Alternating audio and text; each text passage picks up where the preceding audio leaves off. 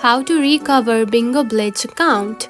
If you had played the Bingo Blitz game and now want to recover your account on the app and don't know how to do it, don't worry, in today's video I will show you how to do it. So let's get started.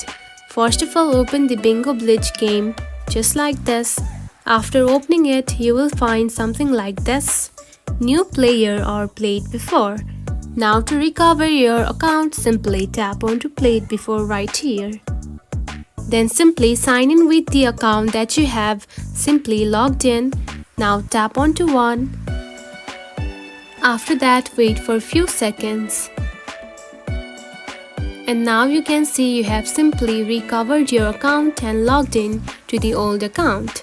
And that's it. This is how you can recover Bingo Blitz account. If you found this video helpful, don't forget to like and subscribe for more tips. Thanks for watching.